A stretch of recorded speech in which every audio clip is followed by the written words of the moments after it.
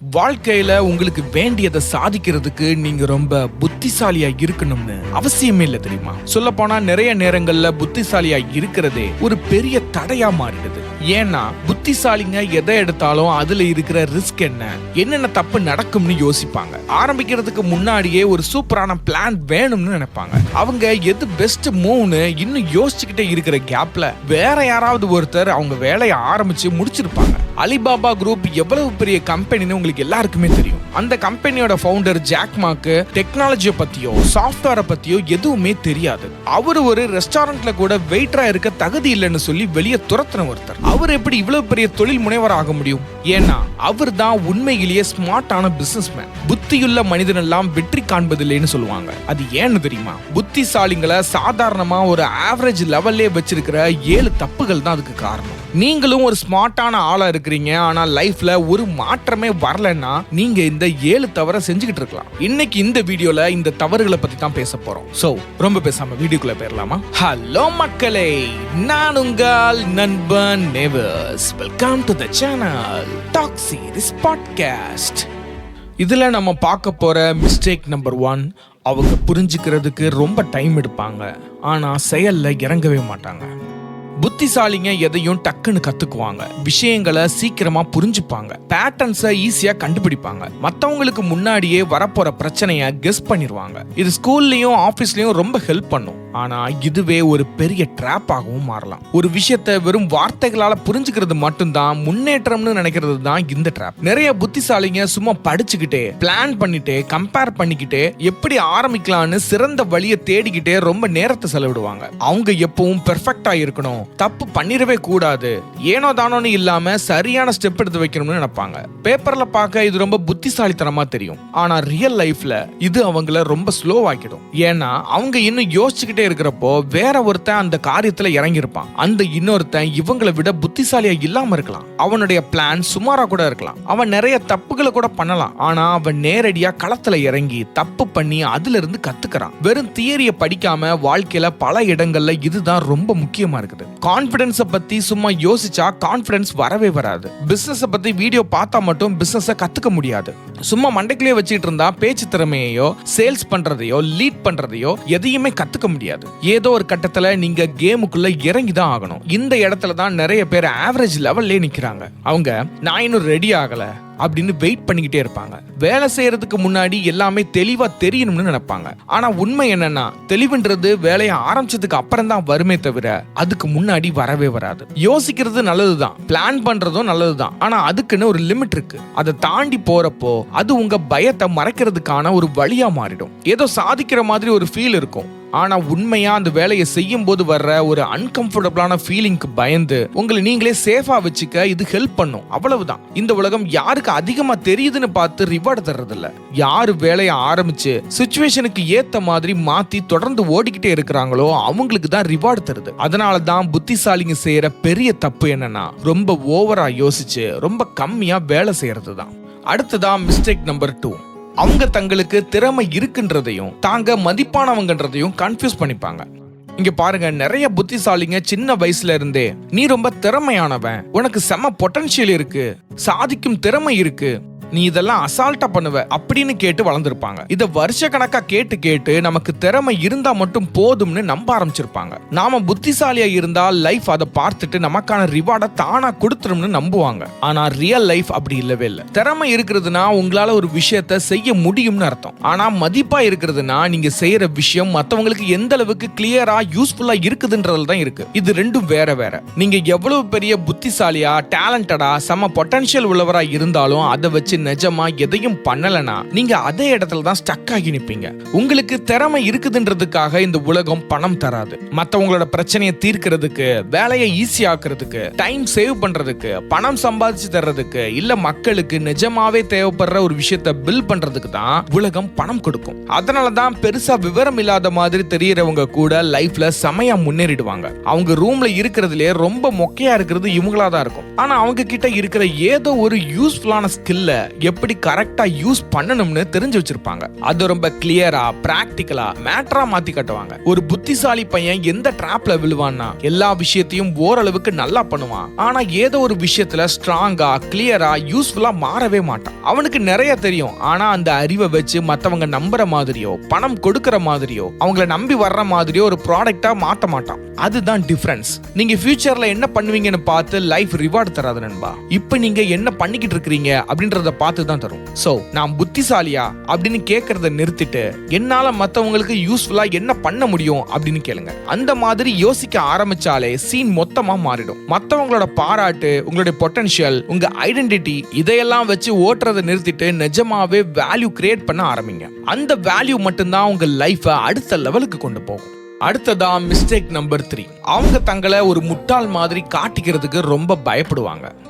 நிறைய புத்திசாலிங்க எல்லாமே தெரிஞ்ச ஒரு கெத்தான இமேஜை வச்சுதான் தங்களுடைய அடையாளத்தையே பில்ட் பண்ணிருப்பாங்க. எதையும் டக்குன்னு புரிஞ்சுக்கிறது, கரெக்டா ஆன்சர் பண்றது, ரொம்ப திறமையா கெத்தா காட்டுறது இதெல்லாம் அவங்களுக்கு பழகி போயிருக்கும். கொஞ்ச நாளுக்கு அப்புறம் அந்த இமேஜ் அவங்களுக்கு ரொம்ப முக்கியமா மாறிடும். அவங்க சும்மா ஜெயிக்கணும்னு மட்டும் நினைக்க மாட்டாங்க. எப்பவும் பார்க்க ஒரு புத்திசாலி மாதிரியே சீன் காட்டணும்னு நினைப்பாங்க. இதுதான் பெரிய பிரச்சனையை உருவாக்குது. ஏன்னா எந்த ஒரு growth-ம் ஆரம்பத்துல சொதப்பலா தான் இருக்கும். புதுசா ஏதாவது ட்ரை பண்ணும்போது பார்க்க கொஞ்சம் மொக்கையா தான் இருக்கும். ரொம்ப பேசிக்கான டவுட் கேட்பீங்க, சின்ன சின்ன தப்பு பண்ணுவீங்க, ஆல்ரெடி எக்ஸ்பீரியன்ஸ் இருக்கிறவங்களை விட ஸ்லோவா பண்ணுவீங்க. இதெல்லாம் நார்மல் தான். ஆனா புத்திசாலிங்க இந்த ஆரம்ப ஸ்டேஜை ரொம்ப வெறுப்பாங்க. ஏன்னா அது அவங்களோட பலவீனத்தை வெளியே காட்டிடும்ல. அவங்களுடைய கெத்து கம்மியாயிரும். அதனால அந்த பிகினர் ஸ்டேஜுக்குள்ள இறங்காம ஆல்ரெடி தங்களுக்கு எதுல ஸ்ட்ராங்கா வருமோ அங்கேயே நின்றுவாங்க. தங்களுக்கு தெரிஞ்ச ஸ்கில்லையே பண்ணிக்கிட்டு இருப்பாங்க. தங்களுக்கு தெரிஞ்ச ஏரியாவில் மட்டும் பந்தாவா பேசுவாங்க. தங்களுக்கு மரியாதை கிடைக்கிற இடத்திலேயே சுத்திக்கிட்டு இருப்பாங்க. இதனாலேயே நிறைய பேர் ஆவரேஜ் லெவல்ல நின்றுவாங்க. அவங்க ரொம்ப சிம்பிளான கேள்வியை வெளியே கேட்கவே மாட்டாங்க. பப்ளிக்ல தோத்து போயிருமோன்னு பயந்து புதுசா எதையும் ட்ரை பண்ணவே மாட்டாங்க. தனக்கு எதுவும் தெரியலன்றது வெளியே தெரிஞ்சிட கூடாதுன்னு ரிஸ்க் எடுக்கவே மாட்டாங்க. ஆனா எந்த ஒரு சூப்பர் ஸ்கில்லுக்கும் இந்த சொதப்பல் ஸ்டேஜ் ரொம்பவே முக்கியம். ஆரம்பத்துல எல்லாருமே கொஞ்சம் முட்டாள் மாதிரி தான் தெரிவாங்க. இது இந்த ப்ராசஸோட ஒரு பார்ட், ஒரு பகுதி, ரொம்ப முக்கியமான பகுதி. லைஃப்ல முன்னாடி போறவங்க இந்த ஃபீலிங்கை அவாய்ட் பண்றவங்க கிடையாது. அதை ஈஸியா ஹேண்டில் பண்றவங்க தான். நீங்க எப்பவும் புத்திசாலியாவே காட்டிக்கணும்னு நினைச்சா தெரிஞ்ச விஷயத்தை தான் திரும்ப திரும்ப பண்ணுவீங்க. தெரிஞ்ச விஷயம் எப்பவும் அதே பழைய ரிசல்ட் தான் தரும். எனக்கு புரியுது, இது ரொம்ப அன்கம்ஃபர்டபிளான ஒரு ஸ்டேஜ் தான். ஆனா இந்த ஃபேஸை நீங்க தாண்டி தான் ஆகணும். இதை தாண்டலைன்னா அதுதான் பெரிய தப்பு. புத்திசாலிங்க எதுல தப்பு நடக்கும்னு கண்டுபிடிக்கிறதுல ரொம்ப கெட்டிக்காரங்க. ஒரு விஷயம் சொதப்புறதுக்கு ரொம்ப முன்னாடியே அது ஏன் ஒர்க் அவுட் ஆகாதுன்னு அவங்களால சொல்ல முடியும். அந்த ஸ்கில் நல்லதுதான், ஆனா அதுவே ஒரு ட்ராப் ஆகிடும். இதுதான் 4வது தவறு. தாங்க சொல்றது தான் எப்பவும் கரெக்ட் அப்படின்னு ஓவரா சீன் போடுறது. லைஃப் எப்பவும் ரொம்ப பெர்ஃபெக்டா கரெக்டா பேசுறவனுக்கு ரிவார்ட் தராது. யார் இறங்கி வேலை செஞ்சு சிச்சுவேஷனை மாத்தி காரியத்தை சாதிக்கிறாங்களோ அவங்களுக்கு தான் தரும். நிறைய புத்திசாலிங்க தங்களுடைய ஐடியா தான் கரெக்ட்னு அதுலயே ஒட்டிக்கிட்டு இருப்பாங்க. அவங்க சும்மா குறை சொல்றதுலயும் கிரிட்டிசைஸ் பண்றதுலயும் கெட்டிக்காரங்களா இருப்பாங்களே தவிர எக்ஸிகியூஷன்ல ரொம்ப மொக்கையா இருப்பாங்க. பிரச்சனை என்னன்னா உங்க மண்டைக்குள்ள நீங்க கரெக்டா இருக்கிறதும் ரியல் லைஃப்ல முன்னேறதும் ஒண்ணு கிடையாது. ஒருத்தனுக்கு பிசினஸ் பத்தி அதிகமா தியரி தெரிஞ்சிருக்கலாம், ஆனா அவன் ஒரு பிசினஸ் கூட ஆரம்பிச்சிருக்க மாட்டான். ஒருத்தனுக்கு ஃபிட்னஸ்ல ஏன் எல்லாரும் ஃபெயில் ஆகுறாங்க அப்படின்னு அக்கு வேற ஆணி வேற தெரிஞ்சிருக்கலாம், ஆனா அவன் உடம்ப ஃபிட்டா வச்சிருக்க மாட்டான். ஒருத்தன் சூப்பரா அட்வைஸ் பண்ணலாம், ஆனா வெளியில காட்டுறதுக்கு அவங்க கிட்ட எதுவுமே இருக்காது. ஏன்னா காரியத்துல இறங்குறப்போ எல்லாமே கொஞ்சம் சொதப்பலா தான் இருக்கும். ரியல் லைஃப்ல உங்களுக்கு எப்பவும் பெர்ஃபெக்ட் கண்டிஷன் இருக்காது. உங்களுக்கு எல்லாமே தெரியறதுக்கு முன்னாடியே நீங்க ஆரம்பிச்சாகணும். போக போக தான் அட்ஜஸ்ட் பண்ணிக்கணும். சும்மா வெயிட் பண்ணிக்கிட்டே இருக்காம ட்ரை பண்ணி தான் கத்துக்க முடியும். எப்பவும் நான் தான் கரெக்டா இருக்கணும்னு நினைக்கிறவங்க இதுல ரொம்ப கஷ்டப்படுவாங்க. அவங்க ஆக்ஷன் எடுக்கிறதுக்கே பயப்படுவாங்க. ஏன்னா அதுல ரிஸ்க் இருக்குல்ல. நீங்க களத்துல இறங்கினா பப்ளிக்ல உங்க தப்பு வெளியே தெரிஞ்சிரும். உங்க பிளான் ஃபெயில் ஆகலாம், உங்க ஐடியா மொக்கையா தெரியலாம். அதனால சும்மா அனலைஸ் மோட்லயே உட்கார்ந்துகிட்டு பாத்தியா நான் எவ்வளவு புத்திசாலி அப்படின்னு காட்டுறது அவங்களுக்கு சேஃபா தோணும். நீங்க சொல்றது கரெக்டா இருக்கிறது ஒரு லிமிட் வரைக்கும் தான் வேல்யூ. அதுக்கப்புறம் அந்த ஜட்ஜ்மெண்ட்டை வச்சு நீங்க எவ்வளவு தூரம் மூவ் ஆகுறீங்க அப்படின்றது தான் மேட்டர். அடுத்ததா மிஸ்டேக் நம்பர் 5. தங்களுடைய புத்திசாலித்தனத்தை சும்மா நோட்டீஸ் பண்ற ஆனா ரிவார்ட் பண்ணாத இடத்திலே தங்கிடுறது.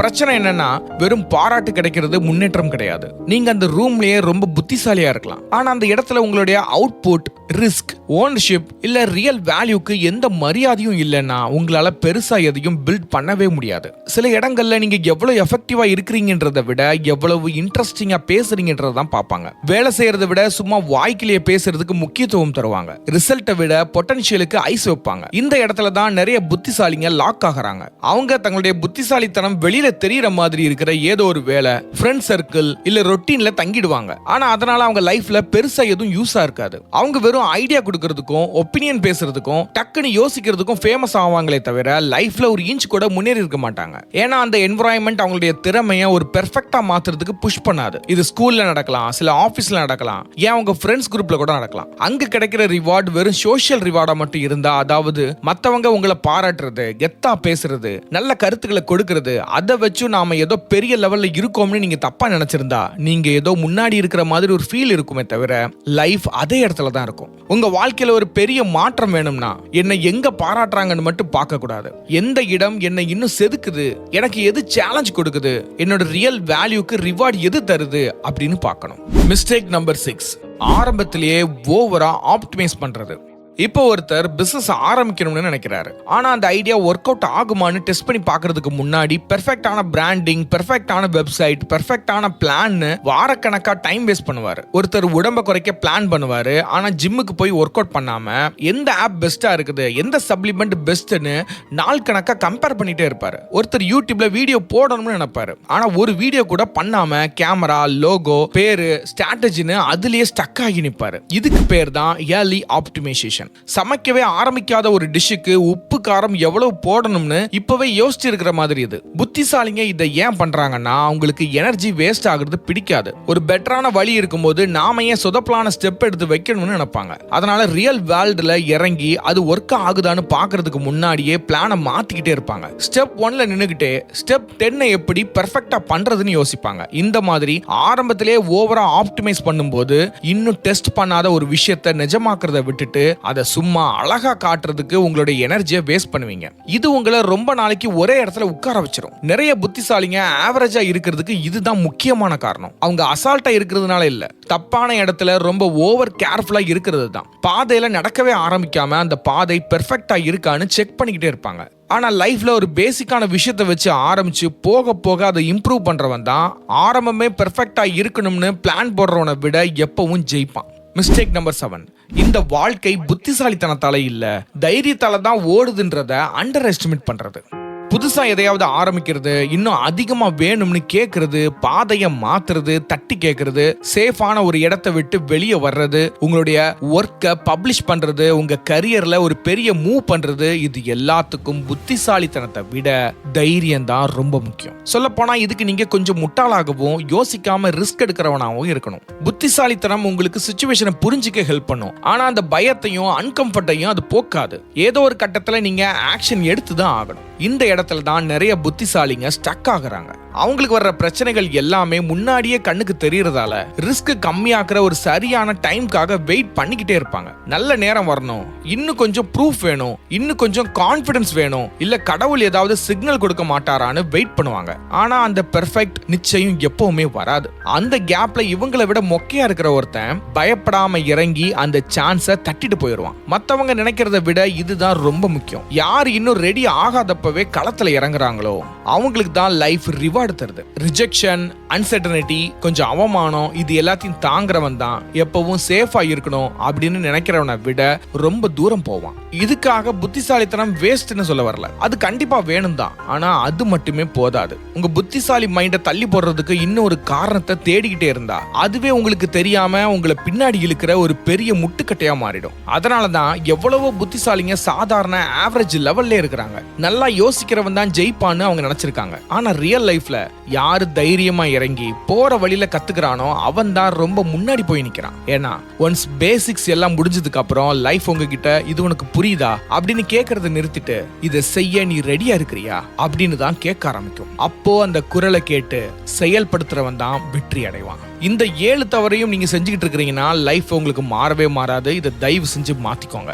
இந்த வீடியோ உங்களுக்கு ரொம்ப யூஸ்ஃபுல்லா இருந்திருக்கும்னு நான் நம்புறேன். அப்படி யூஸ்ஃபுல்லா இருந்துச்சுன்னா மறக்காம லைக் பண்ண தட்டி விடுங்க. நம்ம சேனலுக்கு புதுசுனா சப்ஸ்கிரைப் பண்ணுங்க. ஓகே, சென்று வருகிறேன். நான் உங்கள் நண்பன் நெவர்ஸ்.